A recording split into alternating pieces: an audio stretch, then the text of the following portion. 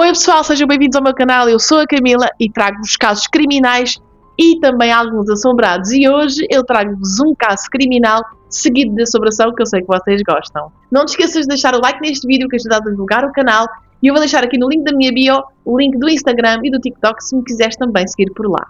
Então, a história que eu vos trago hoje é assim, muito macabra. É sobre um homem chamado Herb Muster. Ele suicidou-se aos 49 anos depois de ser descoberto. Ele assassinou pelo menos 25 pessoas na sua fazenda. Eram apenas homens e a maior parte deles eram LGBT, eram gays. E o pior de tudo, além de os matar dentro da sua propriedade, ele ainda os enterrou dentro da sua propriedade, sim. Agora, o mais curioso, ele era casado e tinha 3 filhos. Era uma pessoa casada, com 3 filhos, que simplesmente levava uma vida dupla, e a vida dupla eram os assassinatos e ainda enterrava as pessoas na sua propriedade. Então, uma história muito louca e muito macabra. Como é que esta história foi descoberta? Após o divórcio dele com a sua esposa.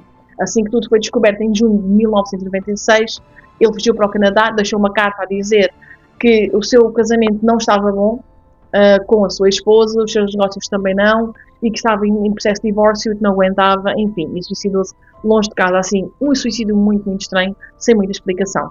Os assassinatos aconteceram entre 1980 e 1990 e foram só descobertos 6 anos depois. E agora algo curioso, foram encontrados pelo menos 10.000 segmentos de ossos humanos na propriedade, portanto corresponde pelo menos a 25 vítimas, como eu disse no início do vídeo.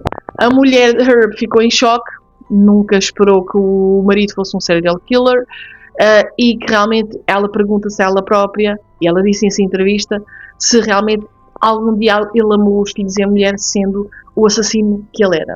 Entretanto, ela coloca a propriedade à venda e um casal fica interessado, vai lá com o vendedor ver a casa e começa a achar estranho que a propriedade estava muito barata para aquilo que valia, mas entretanto eles associam ao caso de Herb, que já tinha saído para a mídia e toda a gente já conhecia o caso, e o vendedor confessa sim que aquele local era onde tinham sido assassinados várias pessoas, era correspondente àquele caso, e eles mesmo assim quiseram comprar a propriedade porque queriam aproveitar o preço, enfim.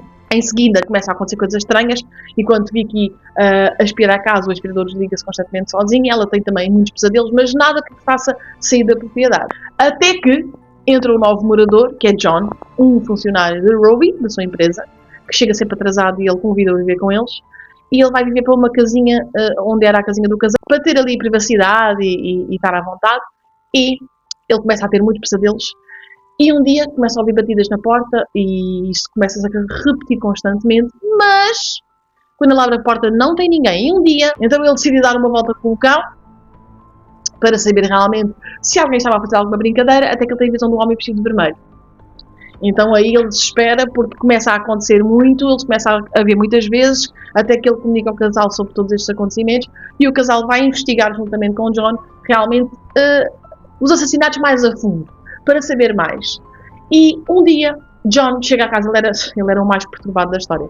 Um dia John chega a casa e as suas facas estão fora do faqueiro e ele acha muito estranho, começa a ter medo e ele pensa, não, alguém quer mesmo pedir ajuda e eu preciso saber o que é que se passa. Um dia ele faz um áudio para tentar comunicar com alguém, saber se alguém se quer comunicar e ele não ouve nada, ninguém lhe responde. Quando ele vai ligar o áudio ao computador, ele ouve na cozinha alguém lhe responder. Quando ele pergunta quem é que está na cozinha, alguém responde, é o casado. Eles vão investigar os 3 e descobrem que o único casado era o dono da propriedade, era o próprio Herb. Então, chega-se à conclusão de que Herb estava a assombrar a casa, além das outras vítimas que não tiveram paz, o Herb também estava a assombrar a casa, a propriedade. Entretanto, este caso veio para a mídia novamente e eles saíram da casa e hoje em dia a propriedade é apenas usada para investigação paranormal. Ninguém consegue lá viver depois de saberem a história macabra e ainda as assombrações, ninguém quer viver na propriedade. Enfim, acho que é uma história super, super macabra, super forte e acredito que há muitas vítimas que até nem todas foram identificadas, infelizmente, pelo tempo que já aconteceu os assassinatos e acredito que há muitas vítimas que não tiveram paz e, enfim, é complicado, não é? Com uma história dessas e a forma como aconteceu é super válido. E tu? Eras capaz de viver nesta propriedade sabendo toda a sua história? Não te esqueças de me seguir aqui e nas redes sociais e de deixares o teu like.